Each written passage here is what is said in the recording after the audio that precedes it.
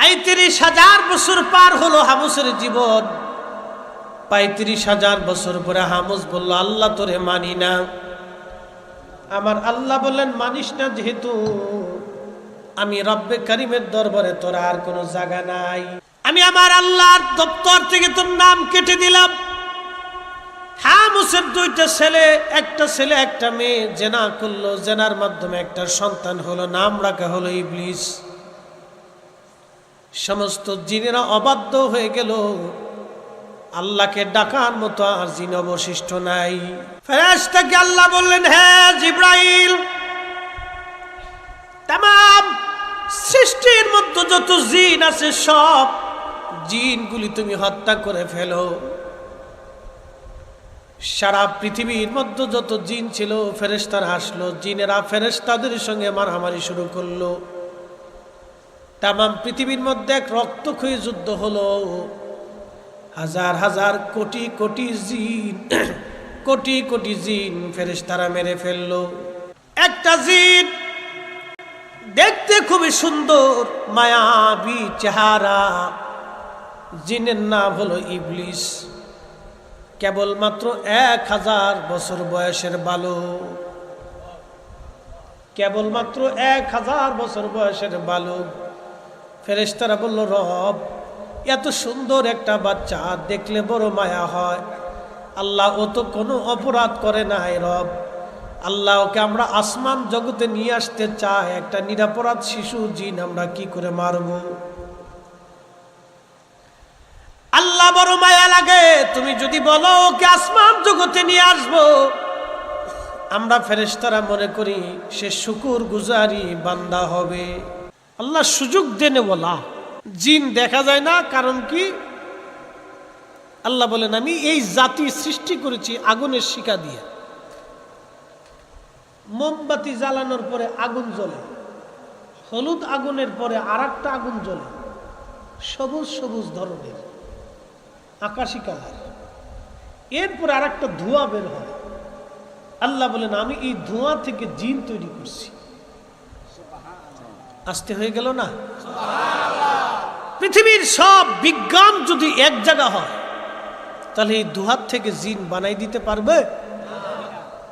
পারবে না। আল্লাহর কত বড় শ্রেষ্ঠত্ব, আল্লাহ কত বড় ইঞ্জিনিয়ার,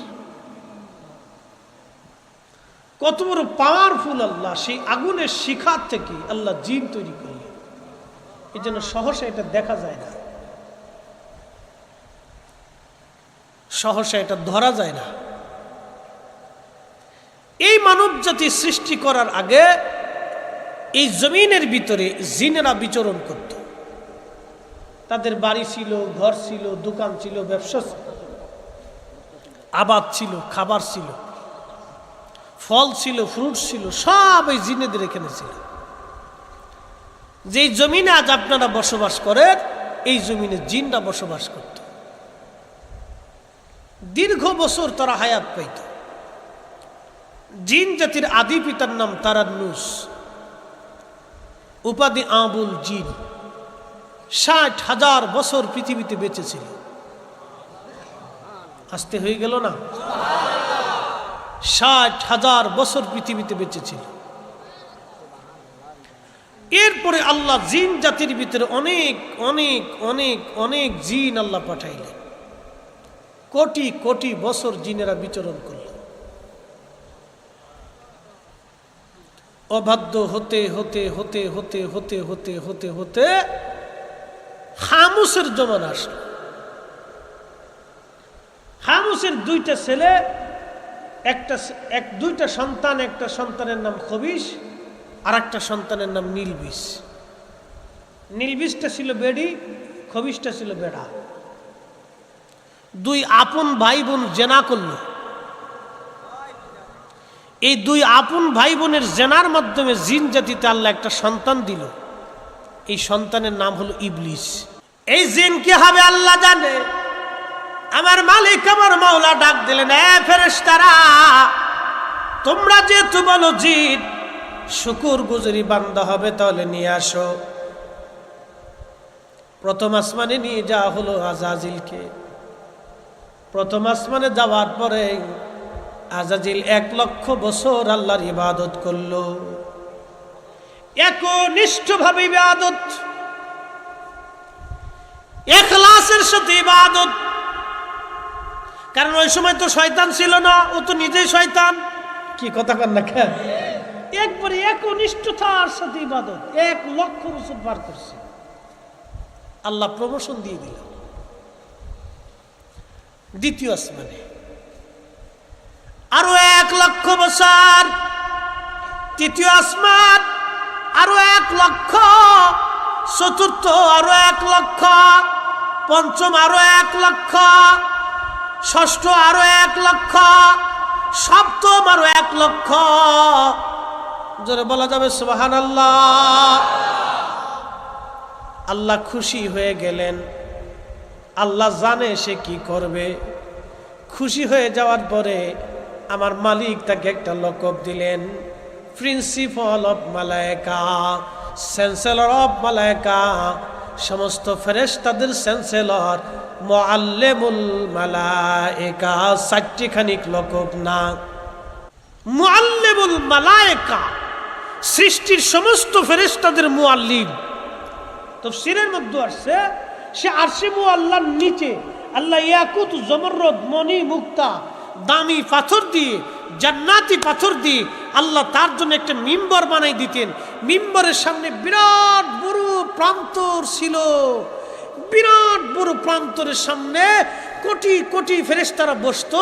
আর সে মিম্বরে বৈশা, চেয়ারে বসে বসে সে আল্লাহর গুণগান করত, আল্লাহর তৌহিদ রুবুবিয়াতের কথা বলতে বলতে প্রশংসা করত। আর ফেরেশতারা শুনে শুনে শুনে শুনে চোখের পানি ফেলে ডুকরিয়ে ডুকরিয়ে তার ওয়াজ শুনে কাঁদতে থাকতো। এত বড় চমৎকার ওয়াজ ছিল আজাজিলের, বিরাট বড় ওয়াজ। এই ওয়াজ শুনে কোটি কোটি ফেরেশতারা চোখের পানি ফেলে ফেলে তারা কাঁদতো। এত সুন্দর ওয়াজ ইবলিসের, আজাজিলের। হাই হাই, ওয়াজ চলতে লাগলো এইভাবে আরো কয়েক লক্ষ বছর। এরপরে আমার মালিক, আমার রব, আমার আল্লাহ সব ফেরেশতাদেরকে ডাক দিলেন। সব ফেরেশতাদেরকে ডাক দিয়ে আল্লাহ আর একটা সম্মেলন করলেন, বিরাট বড় মহা সম্মেলন হলো। সেই সম্মেলনে আমরা ছিলাম না, খালি ফেরেশতারা আর ফেরেশতা। আল্লাহ সম্মেলনে ডাক দিলেন, ওয়াইদ ক্বালা রাব্বুকা লিল মালাইকাতি ইন্নী জাইলুন ফিল আরদি খলিফা। সারা জীবনের জন্য মনে রাখতে হবে, ইবলিস যা করছে আমরা তার বিপরীত করতে হবে। কি কথা কন না কেন? ইবলিস যা করছে আমাদের তার বিপরীত করতে হবে। ও যা কইরা 9 লক্ষ বছরের ইবাদত শেষ করছে, আমরা তার বিপরীত করতে হবে। লক্ষ লক্ষ বছর পার হয়েছে, আল্লাহ সমস্ত ফেরেশতাদেরকে সামনে দাঁড় করাইলেন। দাঁড়া করাই আল্লাহ একটা ভাষণ দিচ্ছে। আল্লাহ তার রসুলকে বলতেছে, হাবিব আপনি স্মরণ করেন তো ওই দিন ফেরেশতাদের সম্মেলনে আমি আল্লাহ পাক কি বলেছিলাম? আমি ফেরেশতাদেরকে বলছিলাম, এ ফেরেশতারা, আমি দুনিয়ার ভিতরে খলিফা পাঠাবো। আল্লাহ আমরারে পাঠাইবো, আমরারে। মারহাবা কর। জুতা চুরি করার লাগিয়া, সুদ খাওয়ার লাগিয়া, ঘুষ খাওয়ার লাগিয়া, মানুষের মাথায় বাড়ি দেওয়ার লাগিয়া, রক্ত চুষার লাগিয়া, আর একজনের হক মেরে খাওয়ার লাগিয়া না, এই জন্য পাঠাইছে না। আমরা আল্লাহ বলছে খলিফা। ও মুসলমান, খুব মনোযোগ দিয়ে। আজাজিল তখন আল্লাহর দরবারে বিরাট বড় মর্যাদা, তার মুআল্লিমুল মালায়েকা। 4টি খানি কথা না, সব ফেরেশতাদের মুআল্লিম সে, বিরাট বড় লকব তার। আল্লাহ সব ফেরেশতাদেরকে ডাক দিলেন, ডেকে বললেন, আমি আল্লাহ খলিফা দুনিয়াতে পাঠাবো। আমার মালিক, আমার আল্লাহ বললেন, কি বললেন? আমি খলিফা পাঠাবো, পৃথিবীতে মানব জাতি পাঠাবো। একসাথে বলবেন মারহাবা। আল্লাহ আমাদেরকে পাঠাবে। সব ফেরেশতাদের সামনে যখন উপস্থাপন করলো, ফেরেশতারা বলল, ক্বালু আতাজআলু ফীহা মাইয়ুফসিদু ফীহা ওয়া ইয়াসফিকুদ দিমা।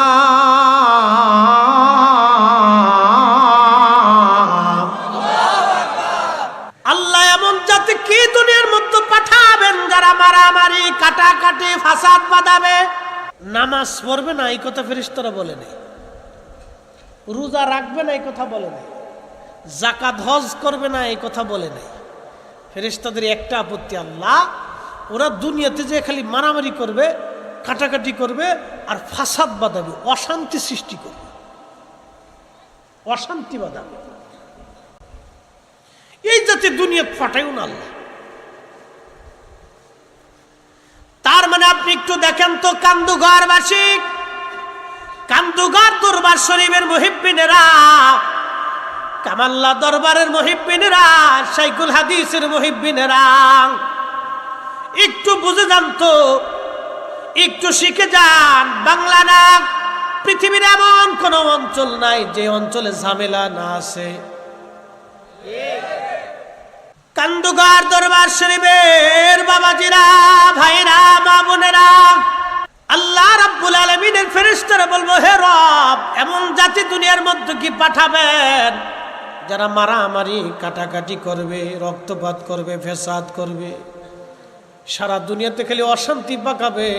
ফেরেশতারা আবার বলতেছে, ওয়া নাহনু নুসাব্বিহু বিহামদিকা ওয়া নুকাদ্দিসু লাক قال إني أعلم ما لا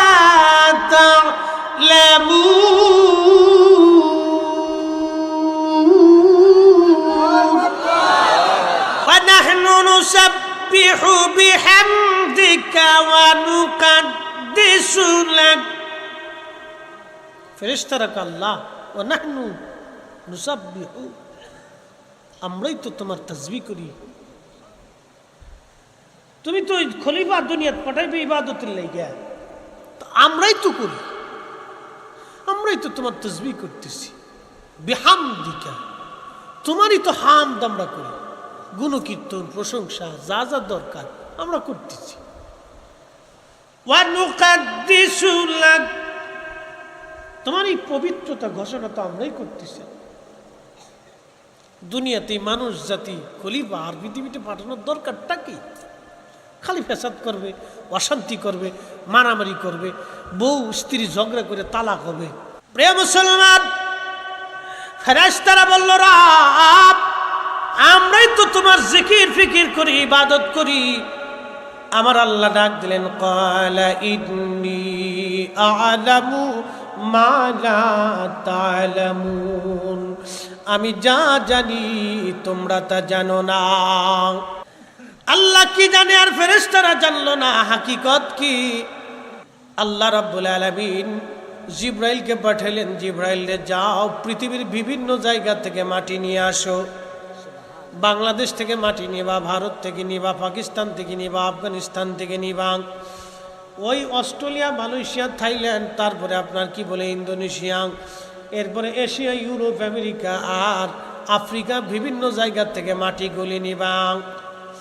এই মাটিগুলি নিয়ে আসবে জিবরাইল। জিবরাইল আসছে, জমিনের মধ্যে থাবা দিছে মাটি নেওয়ার জন্যে।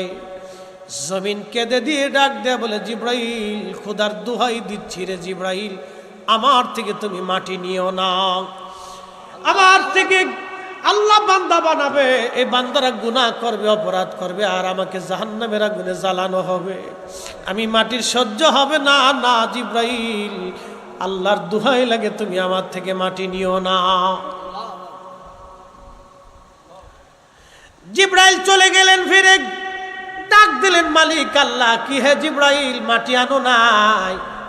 জিবরাইল ডাক দিয়ে বলেন, আল্লাহ, মাটি কেমনে আনবো গো মালিক? ও মালিক, কি করে মাটি আনবো? তোমার দোহাই দিছে মাটি।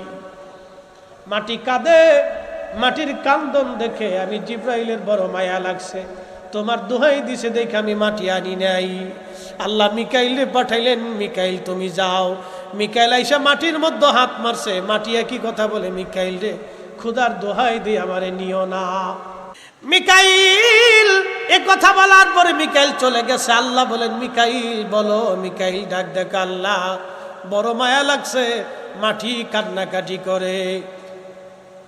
আল্লাহ বলেন, খালাকাল ইনসানা মিন সলসলিন কাল ফাখার। আমি মানুষ বানাইছি খরখরা শক্ত মাটি দিয়ে, শক্ত মাটি দিয়ে মানুষ বানাইছি, খরখরা শক্ত মাটি দিয়ে মানুষ বানাইলাম আমি আল্লাহ। আল্লাহ ডাক দিলেন, ইসরাফিল তুমি যাও মাটি নিয়ে আসো। ইসরাফিল আসার পরে হাত মারছে, মাটি কাঁদার বলে ইসরাফিল আমারে দিয়ে আল্লাহ মানুষ বানাইবে, ওরা নাফরমানি করবে আর জাহান্নামে পড়বে, আমি মাটির কষ্ট হবে রে ইসরাফিল। না না, আমার থেকে তুমি মাটি নিও না। ফিরে গেছি ইসরাফিল, আবার ডাক দিছে আল্লাহ কি হে ব্যাপার কি? ইসরাফিলকে আল্লাহ বড় মায়া লাগছে। এবার আল্লাহ আজরাইলকে পাঠাই দিয়ে বলেন, আজরাইল তুমি যাও মাটি নিয়ে আসো। আজরাইল এসে মাটির মধ্যে থাবা মারছে, মাটি কেঁদে দিছে। আজরাইল জিব্রাইলকে ফিরাইছি, মিকাইল ইসরাফিল ফেরেশতাদেরকে ফিরাইছি, রে আজরাইল তুমি নিও না, খোদার দোহাই দিচ্ছি। আজরাইল ডাক ডাকে, মাটি রে তুমি যার দোহাই দিচ্ছ সেই মালিক আমারে পাঠাইছে, তুমি যতই চিৎকার করো কাজ হবে না, আমি তোমাকে ধরে নিয়ে যাব। আল্লাহর হুকুম হইছে, মালিকের হুকুম মানতেই হবে, তোমাকে ছাড়া যাবে না। পৃথিবীর সব জায়গা থেকে আজরাইল মাটিগুলি দিয়ে বেহেশতের তাসনিম নদীর পানি দিয়ে মাটিরে খামির করছে। পানি আছে, মাটি আছে, আগুন আছে, বাতাস আছে। মারহাবা কর। মানুষ শুধু মাটির তৈরি না, মানুষের এই তৈরির সাথে পানি আছে। কি আছে? মাটি আছে, পানি আছে, আগুন আছে, বাতাস আছে। এই জন্য শরীরের মধ্যে চারটে পদার্থ, মাটি, পানি, আগুন, বাতাস, আপ, আতস, খাক, বাত, চার রঙের মশলা। চার রঙের মশলা দিয়া যে কইরাছে তোর গঠন, চার রঙের মশলা দিয়া। আগুন, পানি, মাটি, বাতাস একযোগে করিয়া প্রকাশ।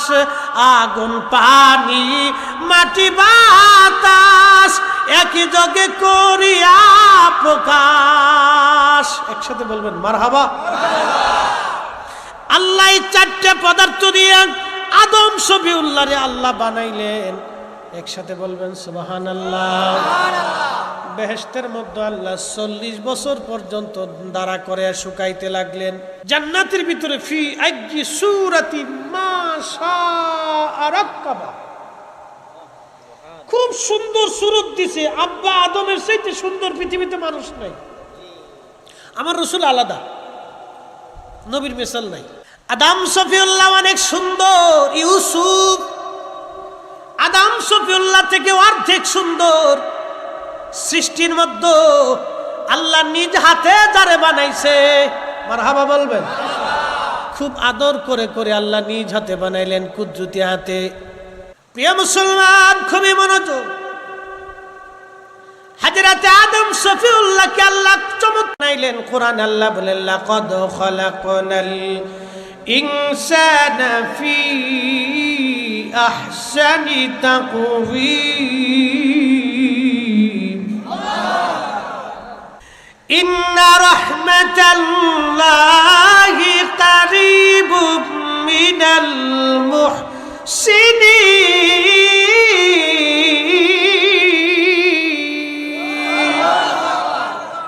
কোরআনে ভুল টুল আছে, মিথ্যা টিথ্যা আছে, সংযোজন বিয়োজন হবে।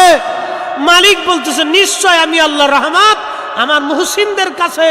এজন্য মাজার শরীফে যাইয়া আল্লাহর ওলিদের মজলিসে বসলে হৃদয়ে শান্তি লাগে। কান্দুগার দরবার শরীফের বাবাজিরা, ভাইরা রে, বলছিলাম আদম শফিউল্লাহকে আমার রব্বুল আলামিন খুব সুন্দর সুরত দিয়ে আমার আল্লাহ বানাইলেন। এত সুন্দর সুরত আল্লাহ আর কাউকে কোনোদিন দেবে না। কিন্তু একটা কথা মনে রাখবেন, জান্নাতের ভিতরে আদম শফিউল্লাহর দাড়ি থাকবে আর আমাদের দাড়ি থাকবে না। এক একমাত্র আদম শফিউল্লাহর দাড়ি থাকবে সেই দিন একবারে এই বুক পর্যন্ত ঘন কালো দাড়ি থাকবে। আমাদের আব্বাজানের দাড়ি থাকবে, আর আব্বাজান আদম আলাইহিস সালামের একটা পরিচয় হবে আবু মুহাম্মদ, মুহাম্মাদের বাবা। একবার জোরে বলা যাবে কি মারহাবা।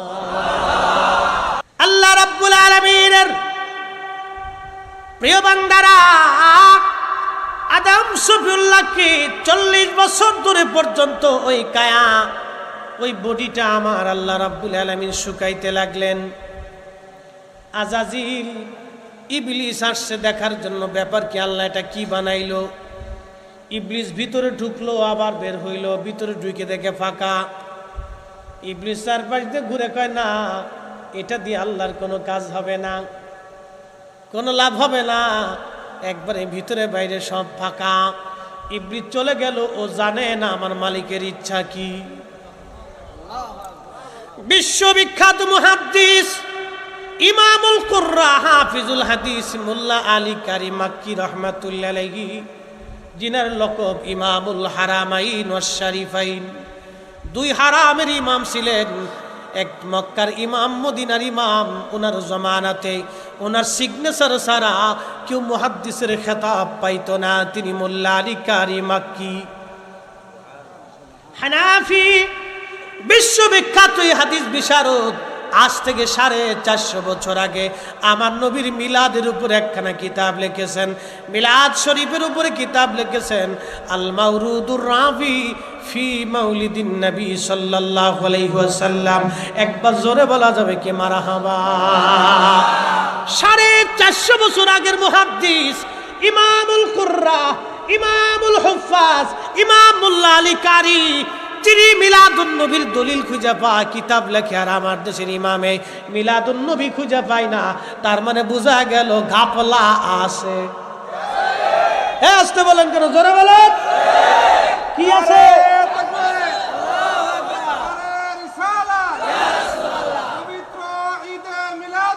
জিন্দাবাদ।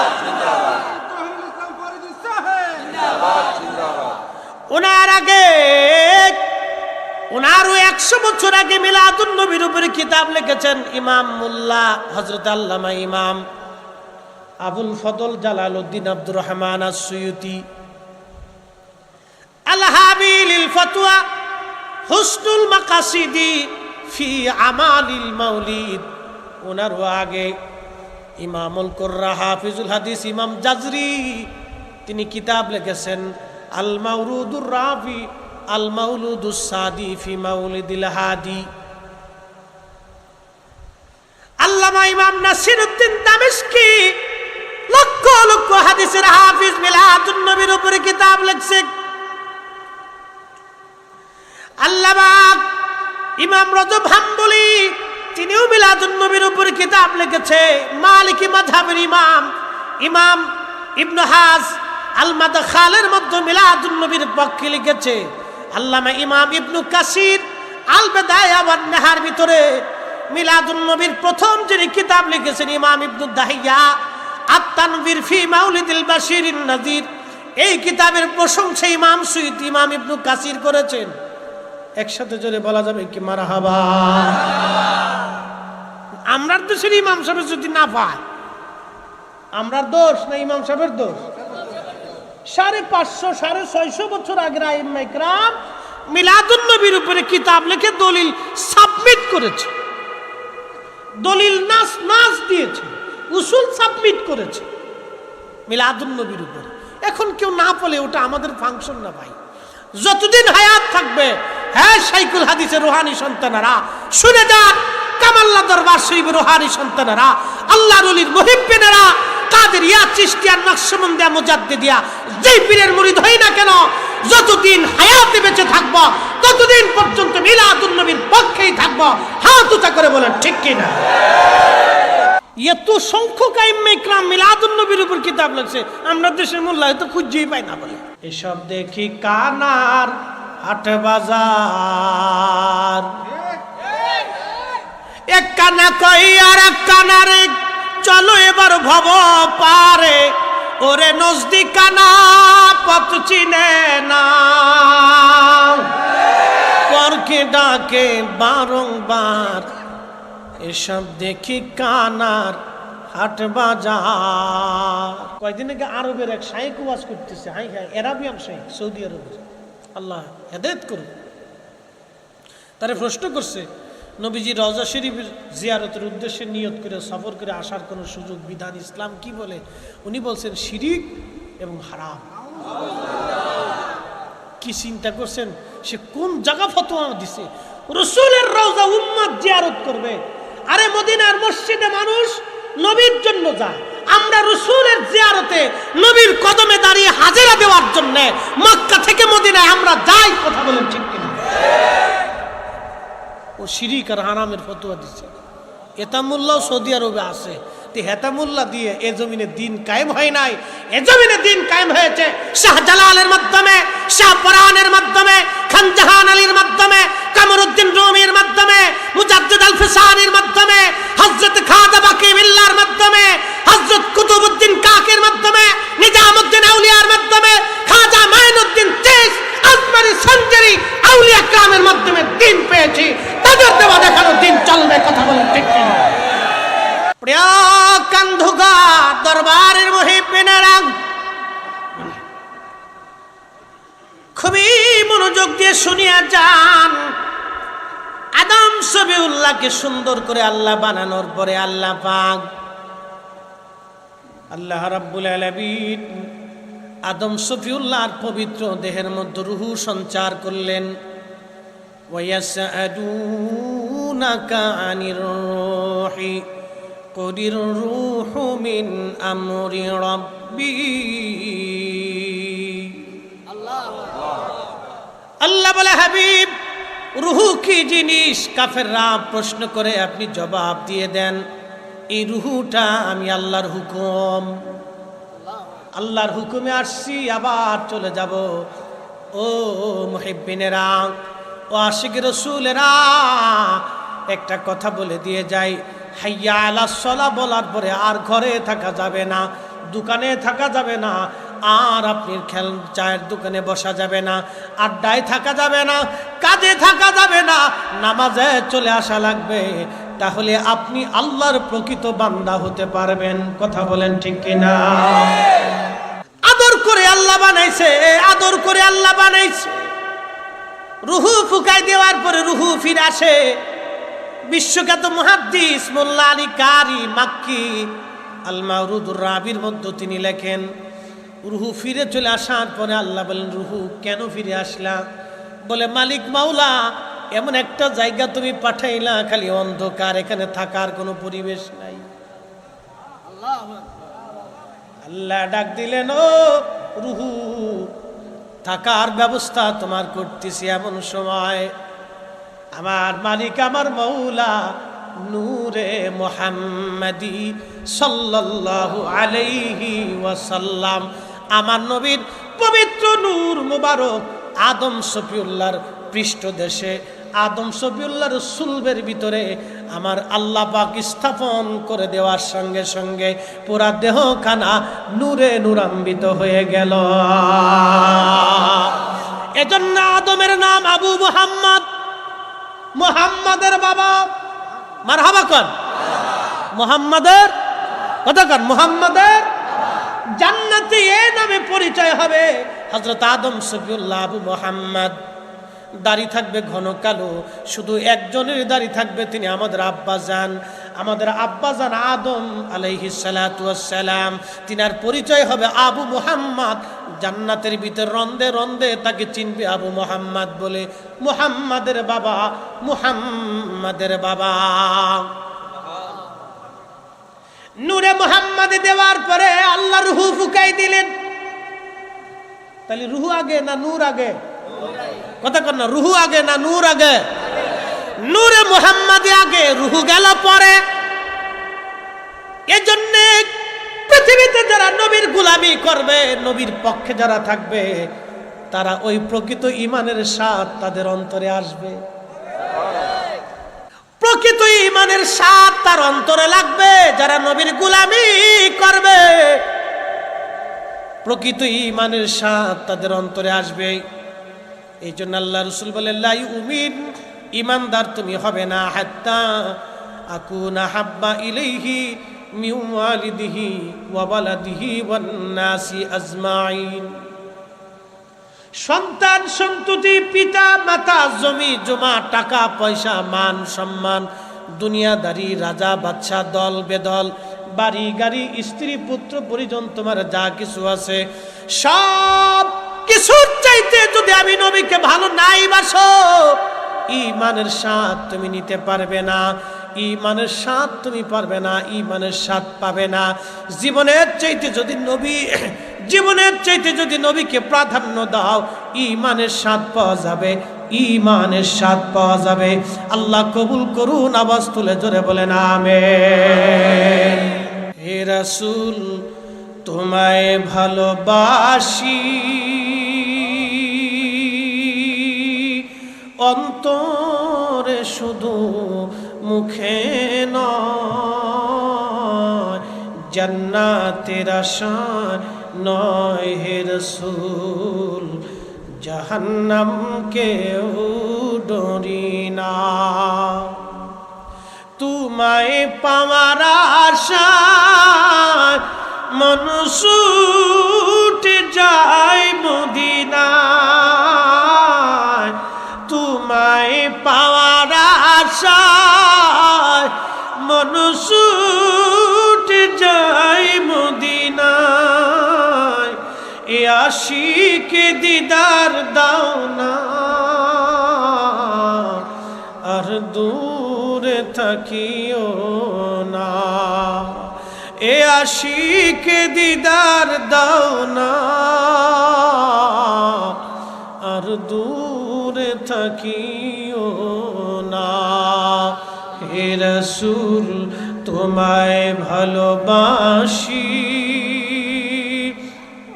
অন্তরে শুধু মুখে নয়, জান্নাতের আশায় নয় হে রাসূল, জাহান্নাম কেউ ডরি না।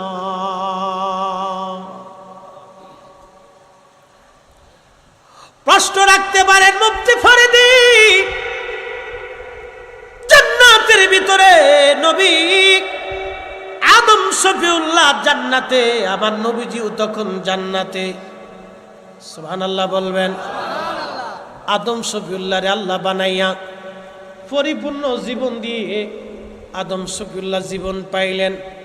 চোখের আলোর জায়গা আলো গেল, কানের শক্তি গেল, হাতের শক্তি আসলো, পায়ের শক্তি আসলো, রুহের শক্তি আসলো, এর পিছনে নূরে মুহাম্মাদি। কথা কন না কেন? সব কিছুর শক্তির পিছনে ছিল ওই দিন নূরে মুহাম্মাদি। আল্লাহ নূরে মুহাম্মাদি রে আদম শফিউল্লাহর পৃষ্ঠদেশে আল্লাহ স্থাপন করে দিলেন। নূর নূর আদম শফিউল্লাহ জান্নাতে। এই কথাটা বাজানো আমি বলি নাই, আজ থেকে 1450 বছর আগে নবীজির চাচা হযরত আব্বাস রাদিয়াল্লাহু আনহু তিনি কবিতার ছন্দমালার মাধ্যমে এই কথাগুলি নবীজির চাচা বলেছিলেন। আমার ঘরে কিতাবখানা আছে, 27 খানা কিতাবের মধ্যে এই কওলটা আসছে। নবীজির চাচা তাবুকের যুদ্ধের ময়দানে তিনি নবীজিকে দাঁড়ায় বলেন, ইয়া রাসূলুল্লাহ আপনি যদি অনুমতি দেন আমি একটা কবিতা ছন্দ আপনারা শোনাইতে চাই। নবীজি বললেন, চাচা যান বলেন কি কবিতা আপনি আমার শোনাইতে চান? কবিতাটা কি বলেন? হযরত আব্বাস রাদিয়াল্লাহু আনহু কবিতার ছন্দে ছন্দে তিনি বলতেছিলেন, মিন ক্বাবলিহা তিবিত ফিল জিলালি ওয়া ফি মুস্তাউদাইন হাইসু ইখসাফুল ওয়ারা। ও নবীজি, আদম শফিউল্লাহ যখন জান্নাতে, আপনি নবী তখন একা ছিলেন না, আদম নবী একা ছিল না, আপনি নবী তখন আদম শফিউল্লাহর সাথেই ছিলেন।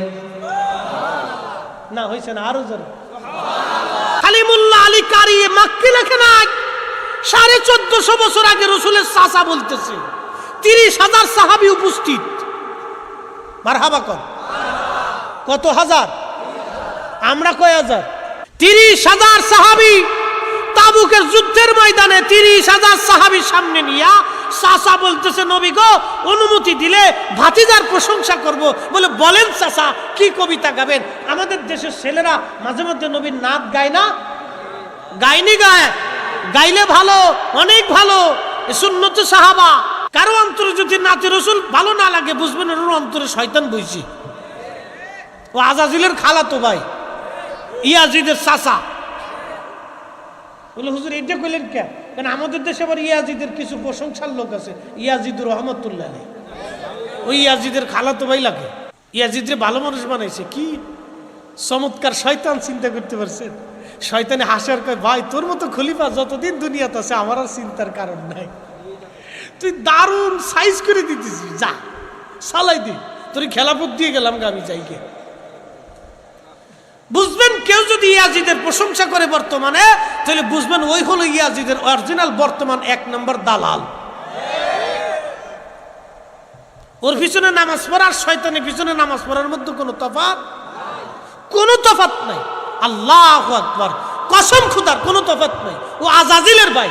এই ইয়াজিদ মদিনায় 3 দিন হত্যাযজ্ঞ করেছিল, 10,000 মদিনার মানুষ মেরেছিল, 70 জন সাহাবী হত্যা করেছিল, 700 কোরআনের কারি হাফেজদেরকে শহীদ করেছিল, 1000 মদিনার কুমারী নারী আনসারি আহা যারা রসুলকে পাহারা দিত, নবীর বংশের তাদের পাহারা দিত, নবীর জন্য খাবার পানি জোগাড় করে দিত, সেই পর্দানশীল নারীদেরকে ঘর থেকে বের করে এনে 1000 কুমারী নারীর ইজ্জত লুণ্ঠন করেছিল মদিনা। আল্লাহু আকবার, তাদের কান্না আকাশ ভারী হয়েছিল। লা হাওলা ওয়ালা কুওয়াতা ইল্লা বিল্লাহ। এই ইয়াজিদের প্রশংসা যারা করবে, ওই মসজিদের ইমামকে জুতা দিয়ে পিটিয়ে মসজিদ থেকে বের করতে হবে। আমি লিখিনি, আজ থেকে 900 বছর আগে ইমাম জৌজি আল মুতাআসসিবুল আনিদ মিন জাম্মি ইয়াজিদ কিতাব লিখা প্রতিবাদ করে গেছে। আজাজিল কোথাকার, কল্পনা করতে পারবেন? আচ্ছা, আপনাদেরকে একটা প্রশ্ন করি, এখন যদি ন্যাটো আমেরিকা যদি বলে আমরা মদিনা আক্রমণ করে 3 দিনে দখল করব, আপনারা বসে থাকবেন? আরে যেই বেটা গাঁজা খা, মদ খা, হারামখোর, শরাবখোর, জেনাখোর, ও চিন্তা করবে জীবনে অকাম তো বহুত করছি, আজকে একটা পুণ্যের কাজ করিয়া জীবনে আল্লাহ সন্তুষ্টি নিয়ে যায়। ও বলবে রক্ত যতক্ষণ আছে জিহাদের ময়দানে ততক্ষণ থাকবো। নবীর দরওয়াজা, রসুলের বেলাদার শহর, নবীর শহর আমরা আমাদের রক্ত দিয়ে হলো রক্ষা করব। কথা বলেন ঠিক কিনা? হাত উঁচা করে বলেন ঠিক কিনা? আর সেই ইয়াজিদ মদিনা নবীর শহর আক্রমণ করে 3 দিন হত্যাযজ্ঞ করেছিল। আর আপনার ইমাম সাহেব তো ভালো কারো চুমা খাচ্ছেন। সাচ্চে মুসলমান তারা নামে মুসলমান, ইমানদারের ইমান নিয়ে করছে যারা খেলা, ওরাই তো আসলে ইয়াজিদেরই চেলা। দাড়ি টুপি পাগড়ি আছে দেখতে মাওলানা, ভিতরে নাই নবী প্রেম ইয়াজিদে ভরা। নবীজি চাচা কি চমৎকার বলে হযরত আব্বাস রাদিয়াল্লাহু আনহু কবিতা বলতেছেন। তারপরে বলতেছেন, সুম্মা হাবাতাল বালাদা লা বাশারুন আনতা ওয়ালা মুদগাতুন ওয়ালা আলাক। গো আপনি এরপরে যখন দুনিয়াতে তশরি বানবেন, আপনি তখন না ছিলেন মানুষ, অর্থাৎ আদম শফিউল্লাহ যখন দুনিয়াতে আসছে। কারণ আদম তো জান্নাতের মধ্যে ছিল না, আদম আলাইহিস সালাম তো জান্নাত থেকে বের হয়ে আসলেন। যখন আদম নবী দুনিয়ায়, তখন আপনি না ছিলেন মানুষ, না ছিলেন রক্তখণ্ড, না ছিলেন গোশতপিণ্ড। বাল নুতফাতুন তারকাবুস সাফিনা ওয়াকাদ আলজামা নাসরান ওয়াহালাহুল গরাক। বরং আপনি নবী হযরত আদম শফিউল্লাহর পৃষ্ঠে চড়ে চড়ে পর্যায়ক্রমে ধারাবাহিকভাবে আপনি নূহ নবীর কিস্তির মধ্যে আসলেন। নূহ নবী সেই দিন একা ছিল না, নূহ নবী কিস্তির মধ্যে ছিল। সব প্রতিমা পূজারীরা, সব মুশরিকরা সেই দিন পানির মধ্যে ডুবে মরেছিল, কিন্তু নূহ নবী সেই দিন বেঁচে গিয়েছিলেন। একবার জোরে বলা যাবে কি মারহাবা? তুনকালু মিন সালিবিন ইলা রাহিমিন ইযা মাদা আলামুন বাদাতবা।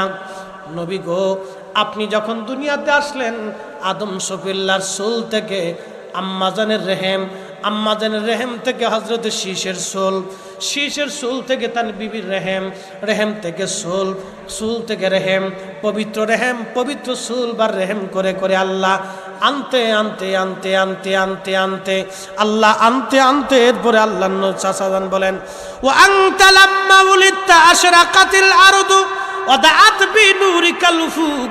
আপনি যখন আপনার আব্বা এবং আম্মার মাধ্যমে দুনিয়াতে আসলেন, আপনার মা দেখেছিলেন আপনার মায়ের ভিতর থেকে একটা নূর মুবারক বের হইয়া যায়। কি বের হয়? কি বের হয়? আল্লাহ আদম সফুল্লাহ সুলবে দিছে কি? কতক্ষণ না সুলবে দিছে কি? পর্যায়ক্রমে আস্তে আস্তে নূর বের হইয়া নূর আসছে। নবী নিজে বলছেন খারাজা মিনহা নূর, আমার মা দেখেছিলেন মায়ের ভিতর থেকে নূর বের হয়েছে। আমাদের নবী এই জন্য নূরের নবী, আমরা সুন্নিরা নূরের নবী মানি। কথা কোন ঠিক কিনা? কিসের নবী? কিসের নবী? নূরের নবী। মানে আপনি মানলেও নূর, না মানলেও নূর। কি কথা কোন না কেন? মানলেও নূর, না মানলেও। আরো পরিষ্কার বোঝানোর জন্য আর একটা হাদিস আনতেছি। 30,000 সাহাবীর সামনে নবীজি চাচা বলতেছে, চাচা গো, ভাতিজা গো, আল্লাহ আপনারে নূর বানাইয়া দুনিয়াতে পাঠাইছে। আপনি যখন দুনিয়াতে আসলেন ওয়াদাত আরশাক ওয়াদাত বিনুরিকাল উফুক ওয়া আনতা লাম্মা উলিদতা আশরাকাতিল আরদ, আপনার নূরের আলোতে সারা পৃথিবী উদ্ভাসিত হয়েছিল, আলোকিত হয়েছিল। শুভে সাদিকের সময় একসাথে বলা যাবে আল্লাহু আকবার। নবী কি? নবী কি? আমি বলছি না আব্বাস রাদিয়াল্লাহু আনহু বলছে? আমি বলছি না হযরত আমেনা বলছে? আমি বলছি না আল্লাহ রাসূল আগে বলছে? আরে তার আগে নূরে মুহাম্মাদি আল্লাহ নিজে সৃষ্টি করছে, আদম সফুল্লাহ সুলবে রাখছে। আমি না আল্লাহ? আমরা না আল্লাহ? বলি নূর যারা মানতে কষ্ট হয়, ও আপনার কষ্ট হলে আমাদের সাথে কিছু যায় আসে না। হ্যাঁ, দালাইলুন নবুয়াত বাইহাকির বিশুদ্ধ হাদিস। প্রিয় নবী বলতেছেন আদম সফিউল্লাহর সামনে ওই দিন রোজে আজলে আদম সফিউল্লাহর সামনে আল্লাহ সমস্ত আদম সন্তানদেরকে দেখাইলেন। কিয়ামত পর্যন্ত যত সন্তান আসবে সবাইকে দেখাইলেন। আমরাও ছিলাম। মারহাবা কোন? কারা ছিল? হযরতে আদম সফিউল্লাহকে দেখাইলেন, আমরাও ছিলাম। সেই দিন কোটি কোটি আদম সন্তান আল্লাহর সামনে। আদম নবী দেখে একজন চোর, একজন ডাকাত, একজন সুদখোর, আর একটা ঘুষখোর, একটা কানা, একটা ল্যাংড়া, একটা বুবা, একটা ধনী, একটা দরিদ্র, একটা গরিব, একটা ভিখারি, একটা রাজা, একটা বাদশাহ, একটা প্রধানমন্ত্রী, একজন জ্ঞানী, একজন ডাক্তার, একজন ইমাম, একজন ওলি, একজন আবেদ, একজন কুতুব, একজন মুজাদ্দেদ, একজন ইমাম, একজন মুসল্লি, একজন শাইখুল হাদিস, একজন ছাত্র, একজন প্রিন্সিপাল, একজন আপনার মুফতি, একজন মুহাদ্দিস। মারহাবা কর। আদম নবী দেখতেছে আল্লাহ রে, আদম আলাইহিস সালামকে আল্লাহ, এরা তো সব আমার সন্তান। সন্তানের প্রতি বাবার তো অনেক বড় মায়া। আল্লাহ, আল্লাহ তুমি এইভাবে বৈষম্য না দিয়ে একবারে সমান দিয়ে দাও। ধনী গরিব করার দরকার নাই, কালা ধলা করার দরকার নাই, ল্যাংরা কানা বুবা করা এগুলির দরকার নাই। সব ইমানদার বানাই দাও আর সব ধনী বানাই দাও, সব এক লেভেল করে দাও। আল্লাহ বলেন আদম রে, তা হবে না। আমি তোমার সন্তানদেরকে পরীক্ষা করার জন্য দুনিয়াতে পাঠাইতেছি। কে আমি আল্লাহর গোলামি করবে, কে আমার রাসূলের গোলামি করবে, এটা দেখার জন্য পাঠাইতেছি। যা ওইভাবে হবে না, আমি যেইভাবে পাঠাবো ওইভাবেই হবে। কালা ইন্নী আলামু মা লা তা'লামুন, আমি যা জানি তোমরা যা জানো না। আমি আল্লাহ ওদেরকে পরীক্ষা করার জন্য পাঠাইতেছি। এজন্য দুনিয়ার ভিতরে আল্লাহ নবীর গোলামি যারা করে এরা হলো পাস করে। আপনার টাকা পয়সা, চেহারা, সৌন্দর্য, ধনী দরিদ্র, ওই পয়সা করি, এলেম কালাম, ডাক্তার, এই প্রধানমন্ত্রী, রাষ্ট্রপতি, এই কোনো কিছু দিয়ে আল্লাহর ময়দানে হাসরের মাঠে নাজাতের রাস্তা নাই। নাজাত পাইতে হলে নবীর কদমের গোলামি করে যেতেই হবে, যেতেই হবে, যেতেই হবে। কথা বলেন ঠিক? নবীর কদমের গোলাম হয়ে যেতেই হবে, ভিন্ন কোনো রাস্তা নাই। আল্লাহ রাখে নাই। এই সময় নবী বলতেছেন, শোনো, ফারআনি নূরান সাতিআন ফি আসফালিহি। আদম আলাইহিস সালাম দেখলেন আমি নবীকে সেই সময় উজ্জ্বল নূরওয়ালা হিসেবে দেখলে। কি ওয়ালা? জোরে কোন, কি ওয়ালা? নূরওয়ালা। ইয়া রাব মান হাদা, আদম নবী জিজ্ঞেস করলেন, হে রব এই নূরওয়ালাকে? আল্লাহ পাক বলেন, হাদা ইবনুকা আহমদ, ইনি তোমার সন্তান মুহাম্মাদুর রাসূলুল্লাহ সাল্লাল্লাহু আলাইহি ওয়াসাল্লাম।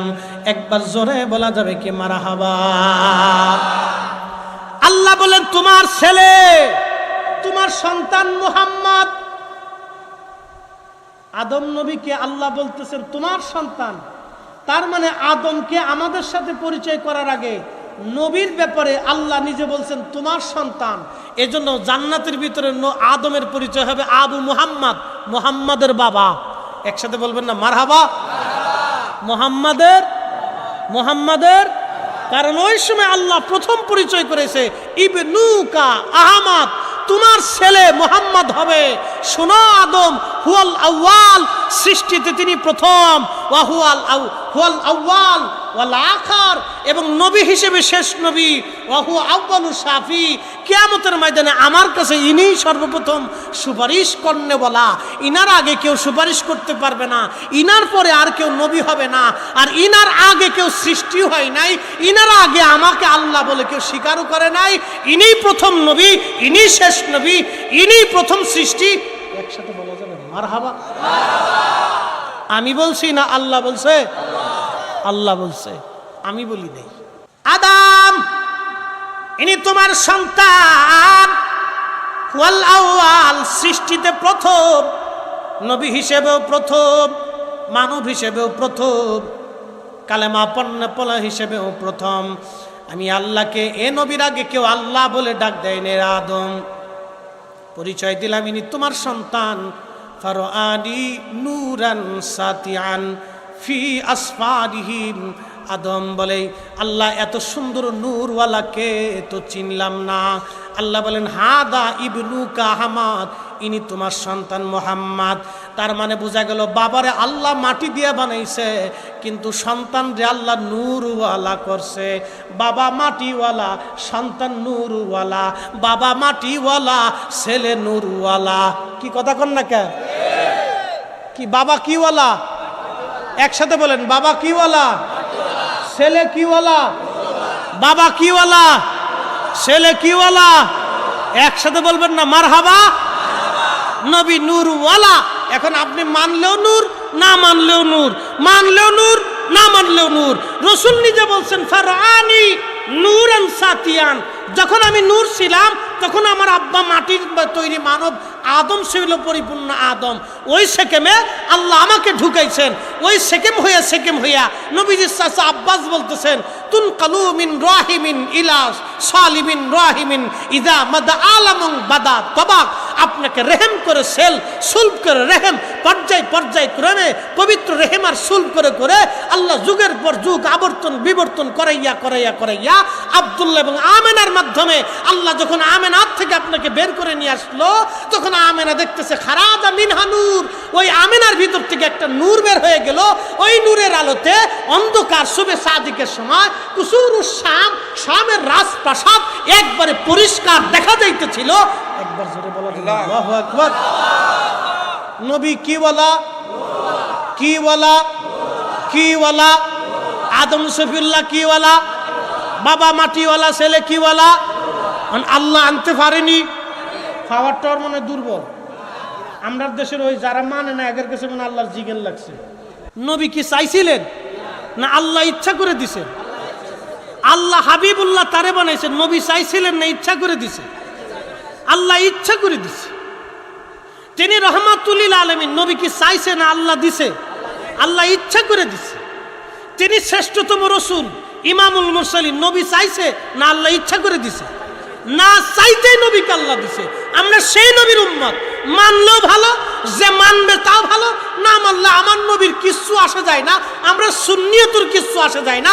সুন্নিয়ত সুন্নিয়তের জায়গায় থাকবে, আহলে সুন্নতুল জামাত আহলে সুন্নতুল জামাতের জায়গায় থাকবে।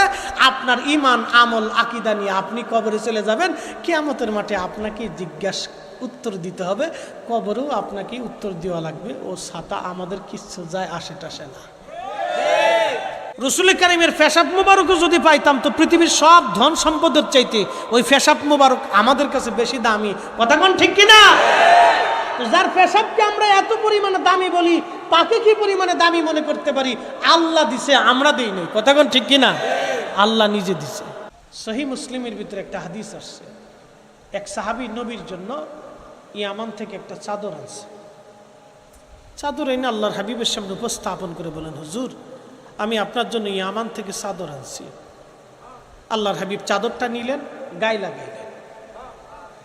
আর এক সাহাবী পাশ থেকে এসে বলেন, ইয়া রাসূলুল্লাহ আমি এক ভিখারি আসছি, আপনি ওই চাদর আপনি আমাকে দান করে দেন। মারহাবা কর। তো আল্লাহ রসুল তো দানশীল ছিলেন, চাদরটা খুইলেই সাহাবীকে দিয়ে দিলেন। অন্য সাহাবী না খুব রাগান্বিত হয়ে গেছে। তুমি জানো না আল্লাহর হাবিবের চাদরটা খুব দরকার? তুমি এটাও জানো যে নবীর কাছে চাইলেই দিয়ে দিবে, তুমি কেন চাইলা? অন্য সাহাবীরা তো মধুর মাছির মতো ধরছে, আজকে মারবি, তুমি রসুলকে কষ্ট দিছ। সাহাবী কান্নাকাটি কইরা আল্লাহ রসুলের দরবারের সামনে এসে কাঁদতেছে। তো নবী জিজ্ঞেস করলেন, কাঁদো কেন? বলি, ইয়া রাসূলুল্লাহ ওই চাদরটা নিছি আমি আপনাকে ব্যথা দেওয়ার জন্য না, হুজুর আমাকে মাফ করে দেন। ওই চাদর মোবারকটা নিছি আমার জীবনের একটা ইচ্ছা, যেই চাদরটা রাসূলুল্লাহর গায়ে লাগলো আমার মাটি দেওয়ার সময় ওই চাদরটা দিয়ে যেন আমার কাফনের কাপড় পরাই দেয়। সাহাবীরা 1 টাকা দান করছে আর আপনার উহুদ পরিমাণে টাকা দান করার সমান। সাহাবীরা 1 রাকাত নামাজ পড়ছে আর আপনার সারা জীবনের নামাজও এক পাল্লা দিলে হবে না। একজন সাহাবী 1 রাকাত নামাজ রাসূলুল্লাহর পিছনে পড়ছেন, আর সাহাবী ব্যতীত সব উম্মতের নামাজ যদি এক পাল্লায় দেন, নবীর পিছনের 1 রাকাত নামাজের সমানের ওজন সমান হবে না। কি কথা কন না কে, ঠিক কিনা? তাহলে নামাজটাও দাম হইছে নবীর কারণে। কি কথা কন না কে? ওই নামাজটা দাম হইছে কার কারণে? নবীর কারণে। নবীর সাথে নামাজ পড়ার কারণে ওই 1 রাকাত নামাজের দাম কত চিন্তা করেন তো। আল্লাহু আকবার। সাহাবী বলতেছে, হুজুর আমি এই চাদরটা দিয়ে আমার কবরের কাফনের কাপড় বানাবো। একজন সাহাবী রসুলের চাদর নিয়ে কাফনের কাপড় বানাইতে চায়, তাহলে তাদের কাছে কাপড়ের দাম কত ছিল? কাপড়ের দাম যদি এটা হয় তো স্বয়ং রসুলের দাম তাদের কাছে কত ছিল? একসাথে বলা যাবে না আল্লাহু আকবার? যে যাই বলুক, আহলে সুন্নাতুল জামাতের দরজা থেকে আমরা ছাড়বো না, যাব না, এই পতাকা ছাড়বো না, দাঁত দিয়ে কামড় দিয়ে ধরে রাখবো। কথা বলেন ঠিক কিনা?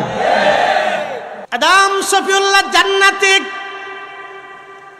সব ফেরেশতাদেরকে আল্লাহ বলেন উসজুদু লি আদম, ফেরেশতারা রে তোমরা আদমের দিকে সেজদা দাও। সব ফেরেশতারা আদম সফিউল্লাহর দিকে তাকায় সেজদা দিল, কিন্তু আজাজিল ফেল খাইছে। দেখেন 9 লক্ষ বছরের ইবাদত, মুআল্লিমুল মালায়েকা, 1 মুহূর্তের মধ্যেই তার শেষ কেমনে হয়? সব ফেরেশতারা সিজদায় পড়ে গেল। মোল্লা আলী কারি মাক্কি আল মাওরুদির রাবির মধ্যে লেখেন, হযরত ইমাম সাখাবী রাহমাতুল্লাহ আলাইহি বলতেছেন, ইমাম সুবকি রাহমাতুল্লাহ আলাইহি বলতেছেন যে এই সেজদা ছিল আল্লাহর জন্য, মাসজুদ ছিল আল্লাহ, কেবলা ছিল আদম সফিউল্লাহ। মাসজুদ ছিল আল্লাহ, কেবলা ছিল আদম সফিউল্লাহ। কিন্তু ওই আদম সফিউল্লাহর সেকেমে ছিল নূরে মুহাম্মাদি। যদি ওই দিন আজাজিল জানতো নূরে মুহাম্মাদি আদম সফিউল্লাহর সেকেমে, তাহলে সবার আগে আজাজিল সেজদায় পড়ে যাইতো। আজাজিল জানে না, ভুল করে ফেললো, সেজদা দিল না। আল্লাহ জিজ্ঞেস করলেন, আরে আজাজিল কি জন্য সেজদা দিলি না? আজাজিল ডাক দেখা, আল্লাহ ওরে বানাইছো মাটি দিয়া, আমারে বানাইছো আগুন দিয়া, আমার ধর্ম উপরের দিকে যাওয়া, ওর ধর্ম নিচের দিকে যাওয়া, এই এমন মাটির তৈরি মানবকে আমি কি করে সেজদা দিতে পারি? না আল্লাহ, সেজদা আমি দিব না। আল্লাহ বলেন আজাজিল, আমি আল্লাহ পবিত্র, আমার জায়গা পাক, আমি আল্লাহ পাক, আমি আল্লাহ পবিত্রটাকে ভালোবাসি, তুই অহংকার করলি, তোর দিলটা নষ্ট করে ফেললি। অহংকারী জায়গা আমি আল্লাহর দরজায় হবে না। এই জন্য টাকার অহংকার করা যাবে না, ক্ষমতার অহংকার করা যাবে না, সম্পদের অহংকার করা যাবে না, জনপ্রিয়তার অহংকার করা যাবে না, এলেমের অহংকার করা যাবে না, ধনের অহংকার করা যাবে না, সন্তানের অহংকার করা যাবে না, জাগা জমির অহংকার করা যাবে না। মানব হিসেবে আমাদের কোনো অহংকার নাই, আমলের অহংকার করা যাবে না, এলেমের গৌরব করা যাবে না। আমরা মানুষ, আমাদের কোনো অহংকার নাই। অহংকার একমাত্র আল্লাহর। অহংকার কার?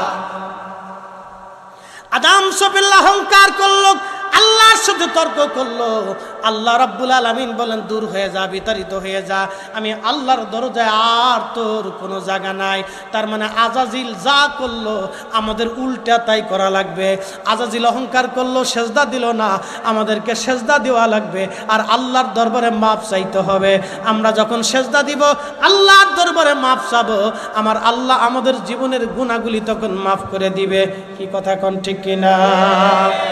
মসজিদে নামাজের জন্য যখন ঢুকে সেজদার মধ্যে পড়ে যান, সুবহানা রাব্বিয়াল আলা, সুবহানা রাব্বিয়াল আলা, সেজদার মধ্যে পড়ে গেলেন, তখন আল্লাহ ডাক দিল, ও ফেরেশতারা, আমারে বান্দা বানাইতে তুমি নিষেধ করছিলা, দেখো আমার বান্দা সেজদার মধ্যে পড়ে যাইয়া আমি তারে কাম দিলাম, ক্রোধ দিলাম, লোভ দিলাম, হিংসা দিলাম, কিয়া দিলাম, কামনা দিলাম, বাসঙ্গা দিলাম, রিয়া দিলাম, অহংকার দিলাম, অহমিকা দিলাম, এরপরে তারে আমি যৌন বাসনা দিলাম, ক্ষুধা দিলাম, আশা দিলাম, আকাঙ্ক্ষা দিলাম, পজিটিভ দিলাম, নেগেটিভ দিলাম, ভালো দিলাম, মন্দ দিলাম।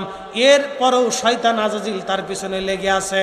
আমার বান্দা শয়তানকে লাথি মারছে, কামনা, রিয়া, আশা, আকাঙ্ক্ষা, দুনিয়ার সব কিছু লাথি মেরে ফেলে দিয়ে আমার বান্দা আমি আল্লাহর কুদরতি কদমের সামনে সেজদায় পড়ে আমি আল্লাহর বরত্ব ঘোষণা করে নামাজের মধ্যে চলে আসছে। এ ফেরেশতারা, তোরাই তো আমারে বান্দা বানাইতে না করছিলি, দেখ আমার বান্দা সেজদার মধ্যে আছে। যা যা ফেরেশতারা, তোরা সাক্ষী থাক, আমি আল্লাহ আমার এই নামাজি বান্দার জীবনের গুনাহগুলি আমি আল্লাহ মাফ করে দিলাম।